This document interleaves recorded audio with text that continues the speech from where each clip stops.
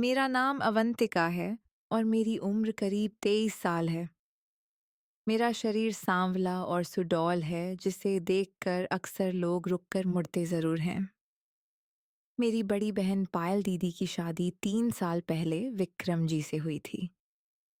विक्रम जी एक मशहूर आर्किटेक्ट हैं और उनकी शख्सियत में एक अलग ही खिंचाव है।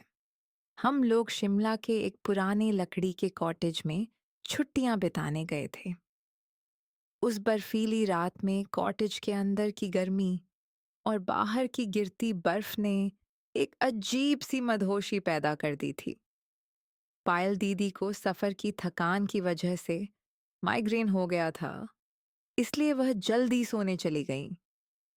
मैं हॉल में अकेले बैठी किताब पढ़ रही थी कि तभी विक्रम जी वहां आए। उनके हाथ में रेड वाइन के 2 गिलास थे। उन्होंने धीरे से मेरे पास आकर कहा कि अवंतिका, इतनी खूबसूरत रात और तुम इस बोरिंग किताब में खोई हो, यह तो नाइंसाफी है। मैंने थोड़ा झिझकते हुए कहा कि जीजू दीदी सो रही हैं और मुझे नींद नहीं आ रही थी। उन्होंने गिलास मेरी तरफ बढ़ाया और जैसे ही हमारी उंगलियां एक दूसरे से छुईं, मेरे पूरे जिस्म में एक करंट सा दौड़ गया। उन्होंने मेरी आंखों में झांकते हुए कहा कि तुम्हारी ये आंखें इस वाइन से भी ज्यादा नशीली हैं।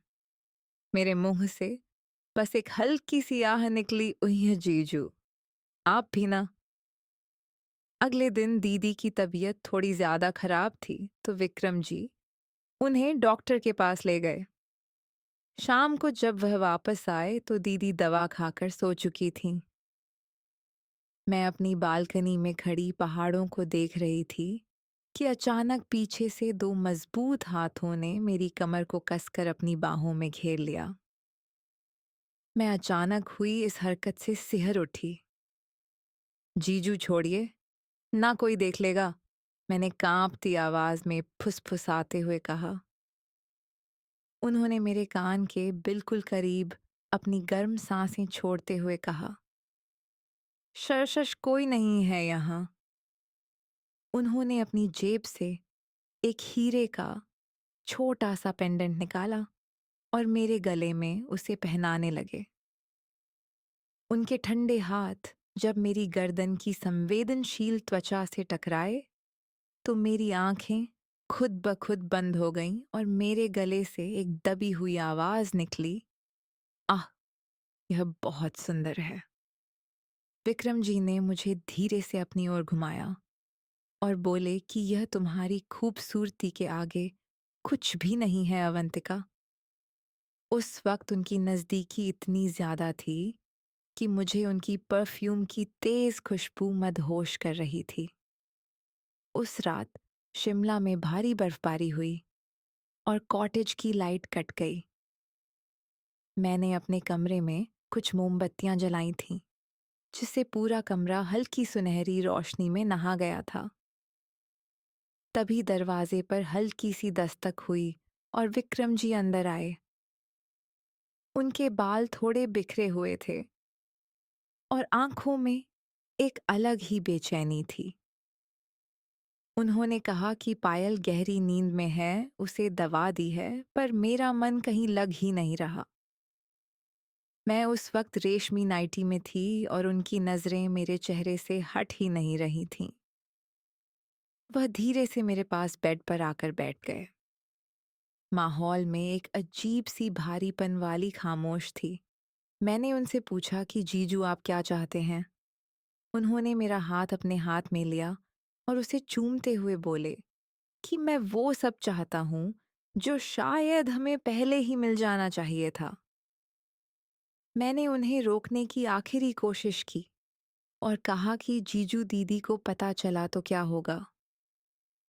उन्होंने मुझे धीरे से पीछे की तरफ झुकाते हुए कहा कि उसे कभी पता नहीं चलेगा, यह सिर्फ हमारा और इस अंधेरी रात का राज है। उस पल मेरे अंदर का डर और पुरानी चाहत आपस में टकरा रहे थे।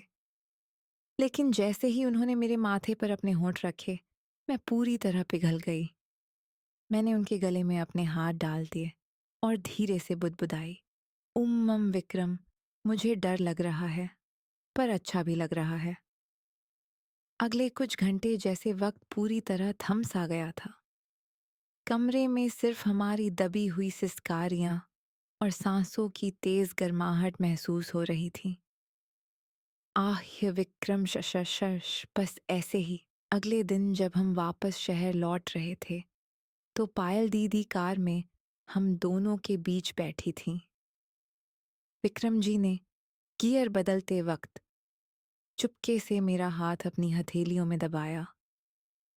मेरी धड़कनें फिर से तेज हो गईं और मैं अपनी हंसी छिपाने लगी। दीदी ने अचानक कहा कि विक्रम, अवंतिका कितनी चुप हो गई है ना। शायद इसे शिमला बहुत ज्यादा पसंद आ गया। विक्रम जी ने मेरी तरफ देखकर एक गहरी मुस्कान दी और बोले कि हाँ पायल, इसे वहाँ वो सब मिला जिसकी इसे कभी उम्मीद नहीं थी। मैं शर्माकर खिड़की से बाहर पहाड़ों को देखने लगी। मुझे एहसास हो गया था कि अब हमारी जिंदगी पहले जैसी नहीं रहेगी। 2 हफ्ते बीत गए और एक दिन विक्रम जी का फोन पर मैसेज आया कि दीदी कुछ दिनों के लिए मायके जा रही हैं, क्या तुम कॉफी पर आओगी? मैंने फ़ोन को अपने सीने से लगा लिया और मेरा दिल फिर उसी रफ्तार से धड़कने लगा। मैंने टाइप किया कि सिर्फ कॉफ़ी या कुछ और भी उम्मम। यह सिलसिला अब एक ऐसी हकीकत बन चुका था जिसे हम दोनों ही ख़त्म नहीं करना चाहते थे।